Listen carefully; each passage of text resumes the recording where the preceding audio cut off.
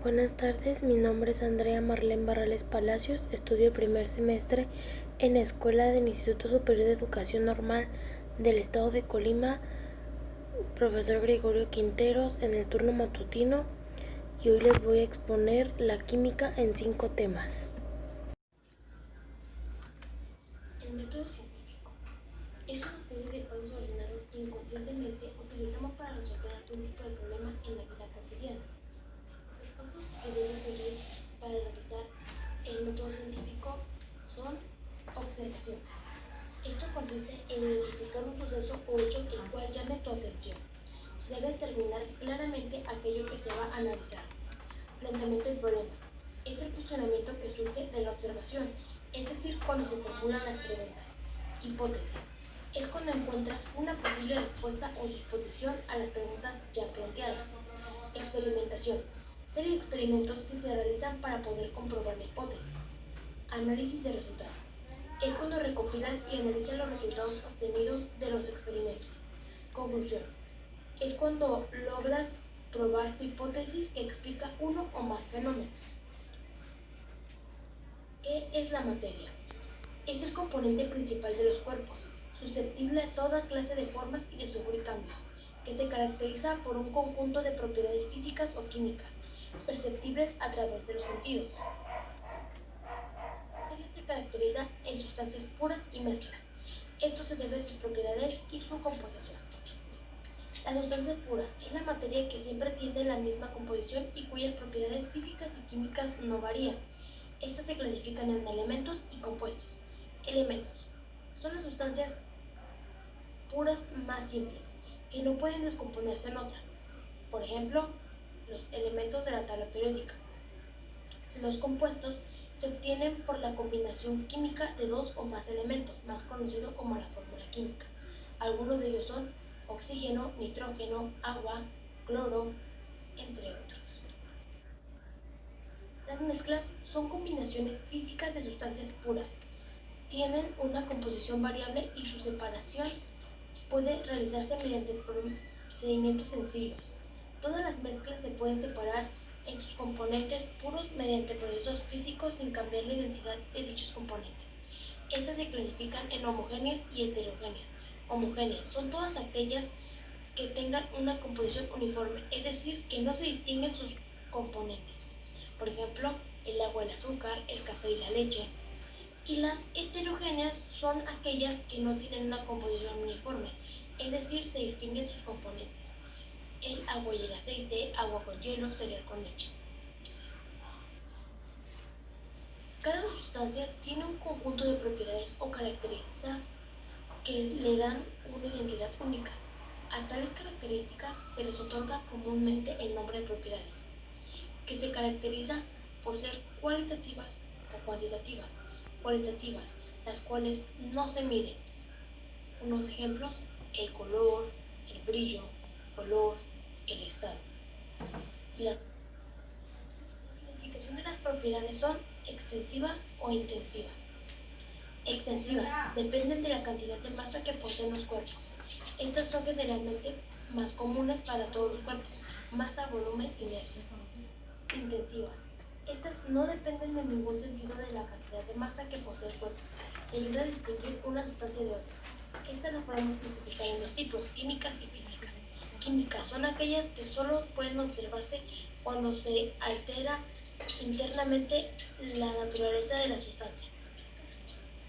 Y las físicas pueden observarse sin que haya un cambio interno en la sustancia. Esto puede ser la dureza, el brillo, porosidad, densidad, etc. La materia también tiene estados de agregación, los cuales son: sólido, tiene su propia forma y volumen; líquido, no tiene volumen propio, adoptando la forma del recipiente que los contiene; gaseoso, no tiene forma o volumen definidos, pero pueden llenar por completo los recipientes que los contienen; plasmático, se describe como un gas ionizado en el cual las partículas subatómicas pueden moverse casi libremente. La materia también sufre cambios.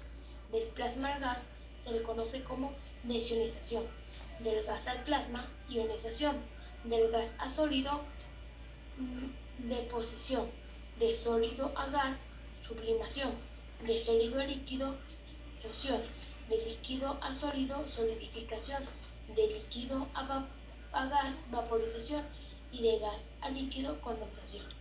También la materia sufre otro tipo de cambios, los cuales están clasificados como cambios físicos, nucleares y químicos. Químicos: se produce cuando dos o más sustancias se combinan dando lugar a otra sustancia distinta entre ellas. Físico: son las modificaciones, transformaciones o cambios que no alteran la composición íntima o la estructura molecular de la materia. Y nucleares: consiste en la modificación del número de partículas, protones, neutrones de los núcleos que forman los átomos de los elementos químicos. Energía: se define como la capacidad de realizar un trabajo o transferir calor, donde la palabra trabajo se refiere al desplazamiento de la masa en contra de una fuerza. De diferentes fuentes. Pueden ser renovables. Son aquellas cuyas reservas son ilimitadas, por ejemplo, la solar, eólica, hidráulica, del mar, geométrica, biomasa o biogás. Y las no renovables disminuyen a medida que las consumimos, por ejemplo, los combustibles fósiles, petróleo, gas natural y carbono, y la energía nuclear, uranio y plutonio. Los tipos de energía son la mecánica, calorífica, luminosa, química, eléctrica y sonora. Isótopos: átomos que pertenecen al mismo elemento químico que otro, tienen un mismo número atómico pero distinta masa atómica. La palabra isótopo se usa para indicar que todos los tipos de átomos de un mismo elemento químico se encuentran en el mismo sitio de la tabla periódica. Algunas ventajas de los isótopos son que nos ayudan a encontrar la cura o tratamiento de algunas enfermedades, al desarrollo de la agricultura, industrias y otras actividades. Pero las desventajas es que llegan a causar algún tipo de reacción dependiendo de tu organismo y la contaminación del medio ambiente. La química de las emociones. Es increíble que determinados pensamientos alteran la química del cuerpo. Todos sabemos que cuando ríes o estás feliz, tu cerebro libera unas hormonas denominadas endorfinas.